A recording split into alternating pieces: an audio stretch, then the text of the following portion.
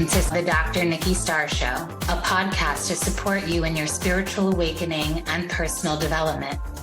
As a spiritual teacher, healer, and intuitive coach, my intention is to empower you to live your ultimate potential and your ultimate life. As a former medical doctor and mystic, my role is to bridge the gap between science and spirituality to support you in understanding more of your multidimensional aspects. I share on a diverse range of topics, and it's all to support your greatest becoming. My mission is to continue reaching millions of people for the healing and awakening of humankind for the creation of the new earth. Thank you for being here.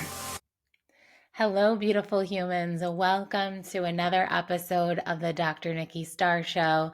I'm your host, Dr. Nikki Starr, and it's such a pleasure to be here today because today we are talking about one of my favorite topics that I feel is a part of my Dharma, and that is Tantra. So in this episode, we will demystify what is Tantra, as well as why I believe that everyone should be practicing Tantra and that you can do it solo or with a partner. So let's define the word Tantra. So Tantra means loom or to weave, like weaving. It also can mean to carry out a ritual or ceremony, as well as a continuous process. And it means a lot of different things, but it actually doesn't mean sex, for example. And there's a lot of ideas, like misinformation about what Tantra actually is. And the moment people hear it, they automatically think like hours and hours of sex. And when the truth is, I have found Tantra to be so not sexual. And I'm going to share why, but it's like it's such a meditative process. So there's many elements to Tantra. And so firstly, I believe that Tantra is a spiritual practice and a way to use our sexual energy for enlightenment as well as for our health. You might think like, how can Tantra help your health? And so I'm going to explain that in this episode. And first and foremost, as I mentioned in the Conscious Sexuality podcast, which comes before this one, I mentioned that society, for whatever reason, through religion and whatever powers that be, wanted to suppress people so they could come into power. And so making sex bad was one of the ways in which they did that. Because as I mentioned, 85% of our life force energy lives in our sexual energy center. And our sexual energy is all the energy for creation. That could be creation for a child, but it can also be art, creation of masterpieces, whether it's writing or painting, or if you're going to start a business or create a course or anything that involves the creation process is your sexual energy, believe it or not. And so when you learn to cultivate this energy by moving this energy up and out of the energy center where the sexual organs live, which is in the sacral area, and we move it up to the other energy centers, we start to experience a transformation. It's a form of energy work. And we move this energy, and the way energy is moved in Tantra is through breath and through visualization. And so by directing and telling the energy where to go, and most importantly, generally we have the energy rise upward so that it can feed all the other energy centers in the body. And how this is really like a science is because every energy center in the body, we have 7 major ones. So for some of you, you may understand the chakra energy system. And I say energy centers because different lineages call the energy centers different things, and they're in similar or slightly different places depending on the lineage that you look at. So for the sake of being non-denominational, I like to study many different lineages, and I have over this past decade as I gone through my spiritual awakening and also reactivated and remembered past life information and wisdom as I was a sex priestess in Mayan times, which essentially was supporting couples to have children and also informing like sex education, which is something we never really go through in modern day society. It's like everyone wants to keep it so quiet. No one wants to talk about it. Meanwhile, the pornography industry is $1 billion industry and everyone is having sex. So it's really a shame that it's not spoke about from this higher educational place, and that it's meant to be used as a tool for our greatest becoming, for living our highest potential, and for feeling healthy and energized. And I'm going to share a little bit, and I did last week as well, about what makes it energizing, what makes sexuality energizing, and what makes it depleting. And today we're going to go into some more details. And for me, this is information I wish for everyone to know, and it is so not sexual. Like, it is because it involves our sexual energy, but it's not, because your mind is so focused on the breath work, on the visualizations of moving your breath and your energy and all kinds of roots and systems through the body, that it's really like not like so sexy like people might think it is. And you may have heard like, oh, there's all these different tantric positions, and there are. And so let's get into that.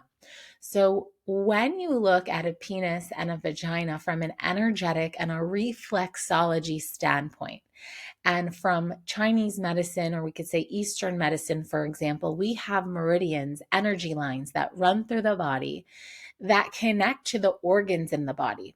So you have, for example, like a liver channel that runs essentially from your head all the way down to your feet. And that's why we know that we can do reflexology, which is essentially pressure points on the feet to activate, heal, move energy that might be stuck in all the organs of the body. So in a different part of the body, you have different meridian or acupressure points that correlate to a different organ. So we can access the entire body through the feet. And guess what? We can access the entire body through the vagina and the penis. And when I say vagina, I'm specifically speaking to the internal canal. And what's so incredible and fascinating that I love so much is it's just the divine intelligence of this universe and this earth, and how everything is meant to co-create together and be in symbiosis together, is that when the penis and the vagina are put into lock and key, so the penis is inserted into the vagina, all the reflexology points in the body line up. So heart to heart line up, spleen to spleen line up, pancreas to pancreas line up, liver to liver line up. So you're essentially getting a reflexology session every time you have sex. And when you do different positions will correlate to different areas of reflexology to different organs in the body. So that's why there is a position for headaches, and there is a position to lower blood pressure, and there is a position for back pain. So when you learn the tantric positions, you literally can give you and your partner a healing. And it's so beautiful to me. I'm just like, especially as a former medical doctor, where I am so passionate about people living a healthy life, but even beyond health. How do we activate even more of our potential? And so instead of taking all these prescriptions and doing all these things, if you were having sex every single day in a conscious way, in a tantric way, where you were consciously doing a series of positions, then you right there, it's like you're taking your supplements. You are supporting the health of your body and your being and your mind and your physicality. Because on a mental level, when people have sex and they experience that pleasure, and that there's that connection and there's that love, and you feel soft, you feel happy, like, what is there to be upset about, right? Like, it's just so beautiful, and I just love it so much. I'm like the biggest fan of Tantra there ever was. And in the bonus content, I am going to share with you a tantric breath. And I'm also going to be, well, actually, I'll share that here. So now we got into, like, last time we talked, so that's just the beauty of it, right? And I just love that the tip of the penis and the opening of the cervix, so essentially where the penis would touch when it's inserted, that is the heart center. So essentially you're touching each other's hearts when you insert penis into vagina. And this is why in Tantra, a penis and vagina match is so important. So what do I mean by that? So firstly, I don't believe that anyone has a big penis or a small penis or a long vagina or a short vagina. I believe there's a perfect match for everyone.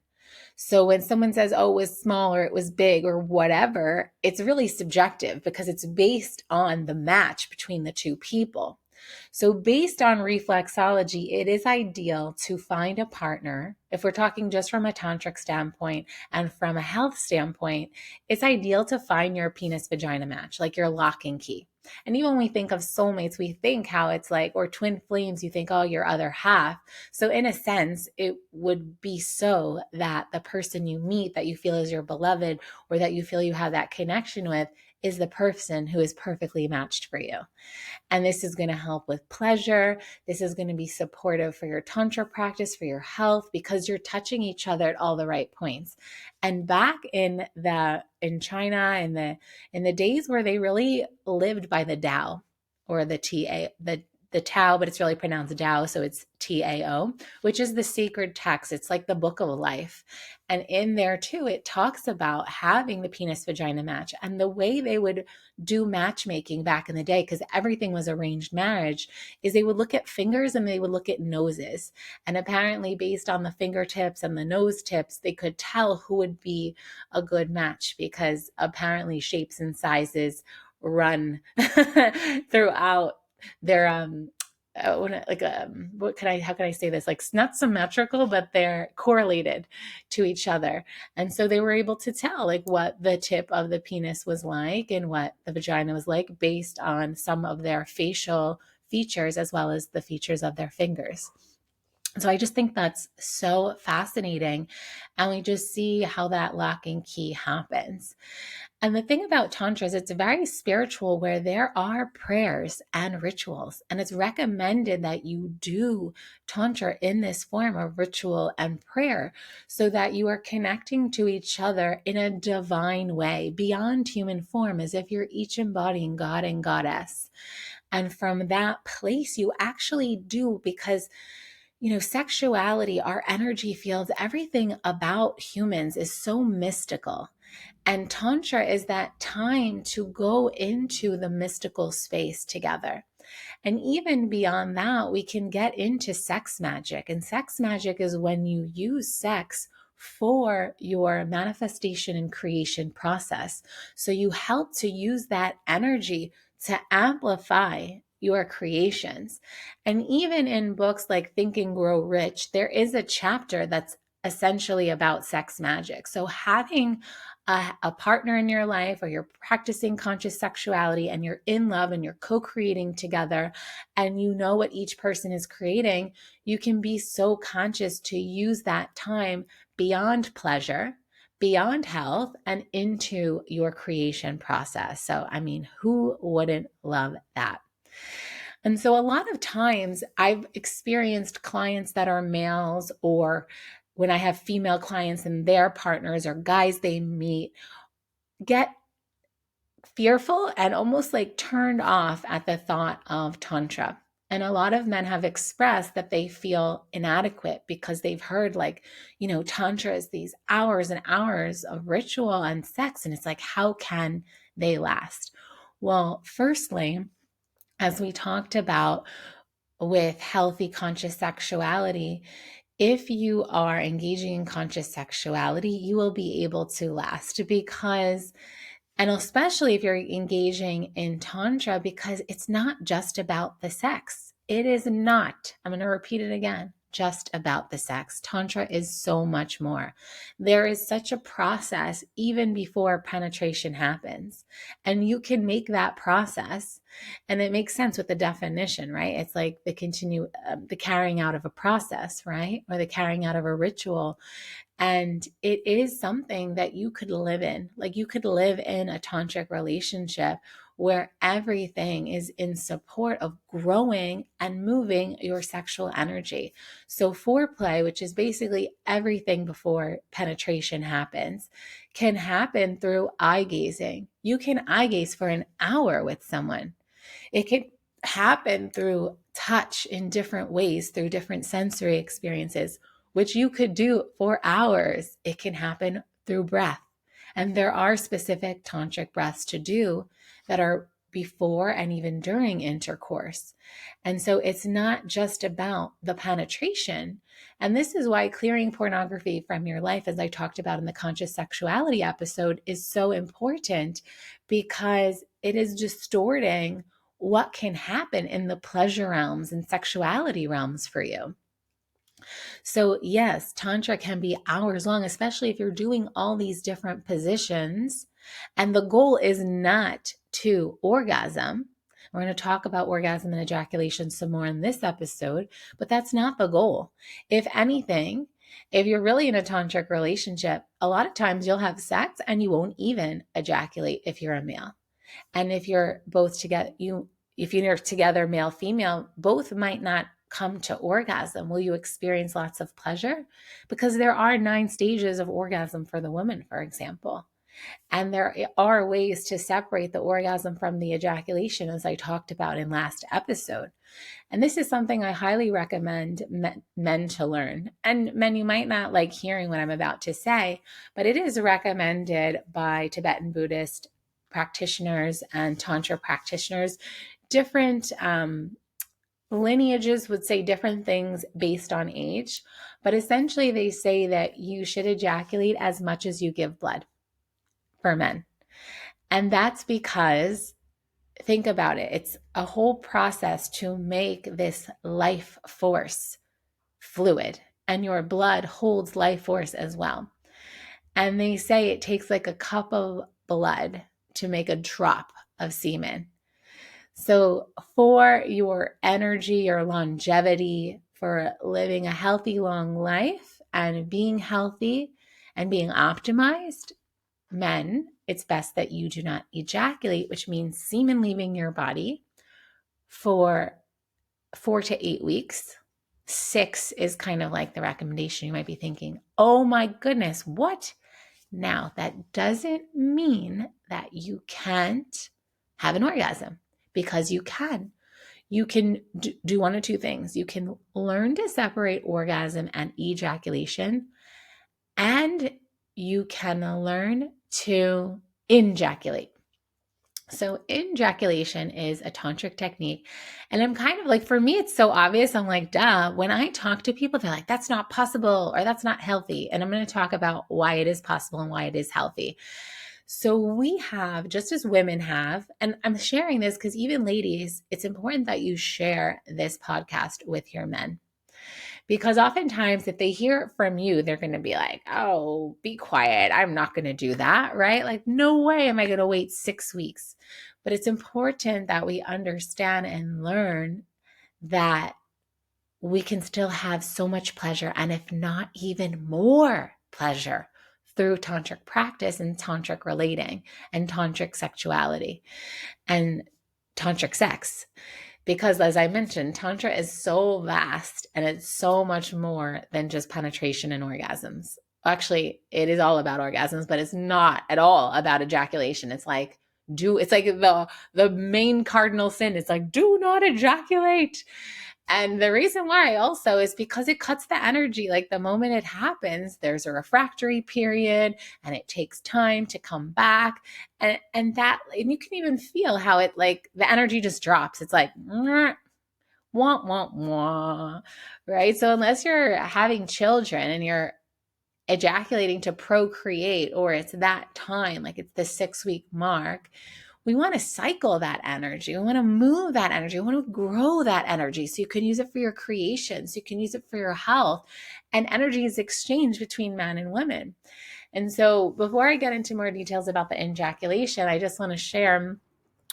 And what's funny though is, which makes sense, right? Because men and women are yin and yang, and we have this penis and vagina that is like a lock and key kind of design. The opposite is true for women, but not in all cases. So as I talked about in the conscious sexuality episode, clitoral orgasms are similar to ejaculation in men. So those can deplete your energy. They can cause a refractory period.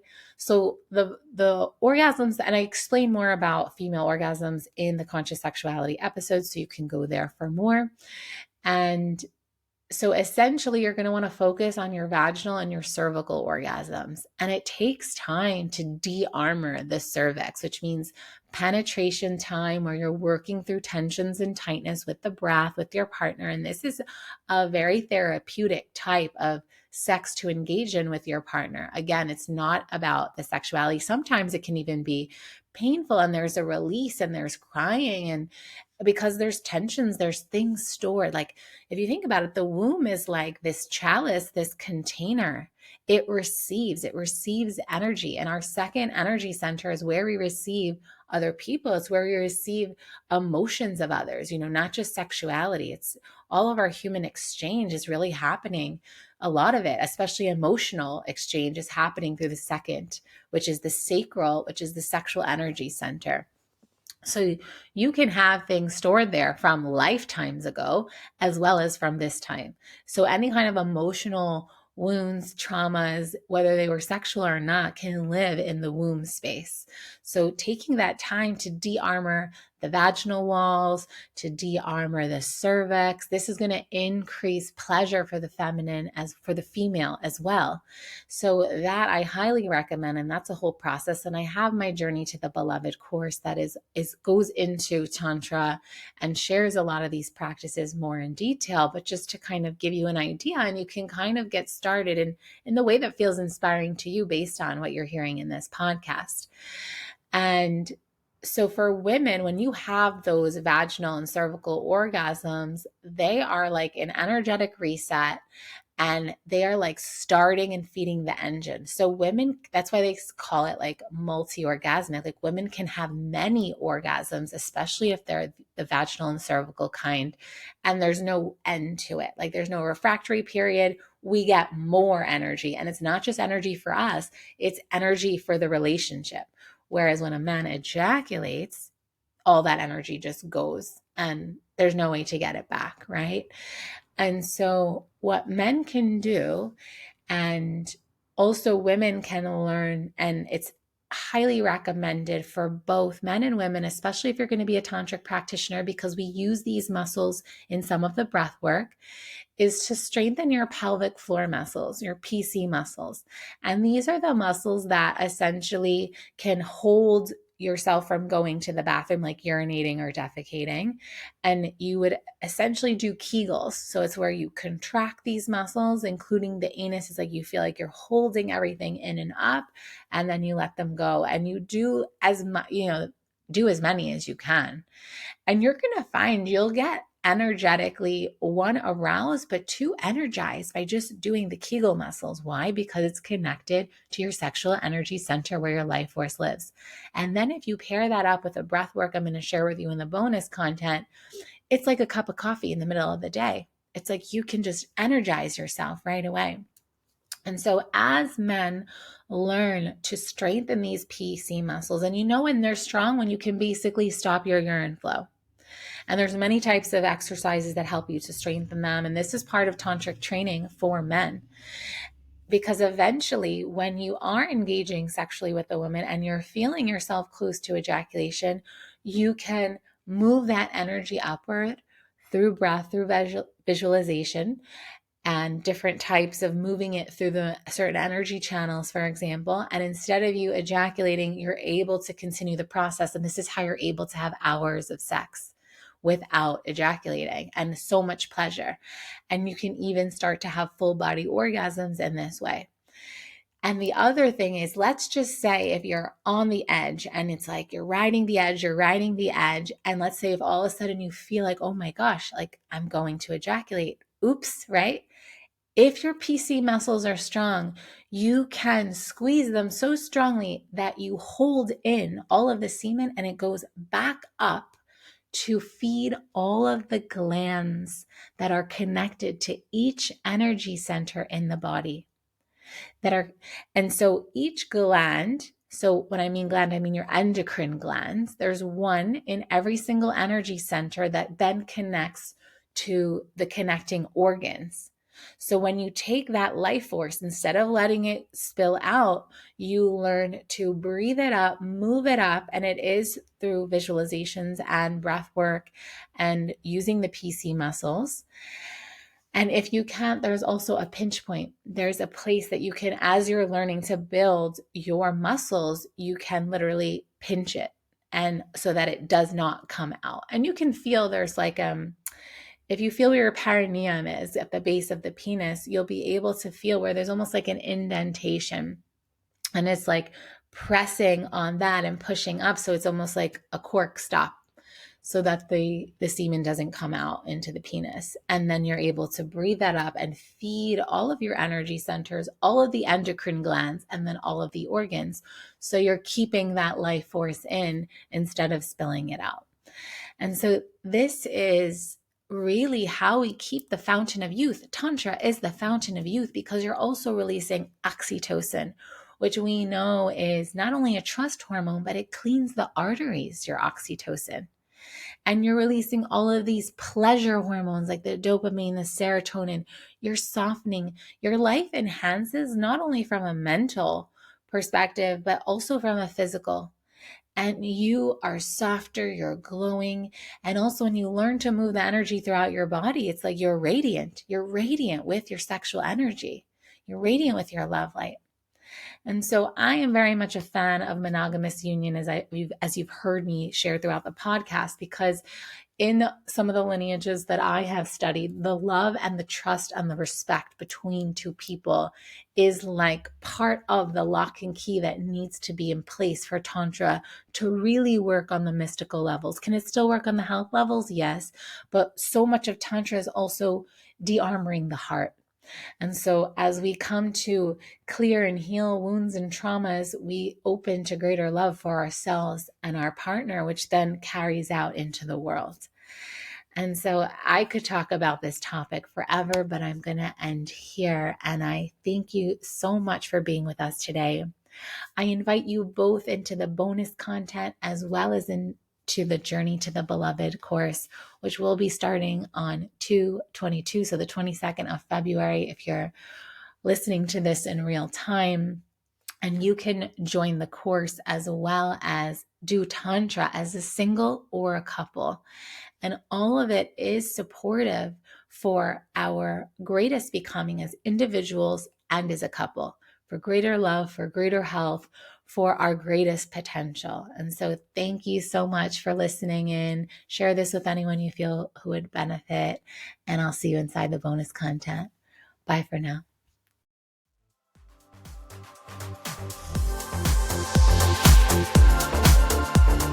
Thank you for tuning in to another episode of the Dr. Nikki Starr Show. Please like this podcast and share it with anyone you feel would benefit. Subscribe to the podcast to receive bonus content. And remember, every Monday, the video version goes live on my YouTube channel. Thank you so much for being on the ascension path with me and for doing this great work.